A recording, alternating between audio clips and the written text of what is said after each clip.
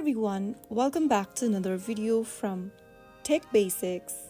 In this video, we are going to be learning how to download Candy Crush Saga on your iPhone. To download and install Candy Crush Saga on your iPhone is super easy. First of all, make sure that your iOS device is connected to a stable internet.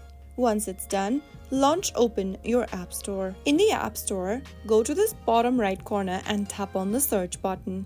Go to the search box at the top and type in Candy Crush Saga. After searching in for Candy Crush Saga, in the search result, look for this application from King and tap on the Get or the Download button. Wait for a couple of minutes and you will then be able to download and install Candy Crush Saga on your iPhone and start playing the game.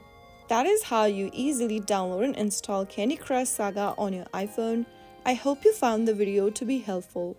If you did, make sure to give us a thumbs up and don't forget to subscribe to Tech Basics for more Candy Crush Saga tips and tricks.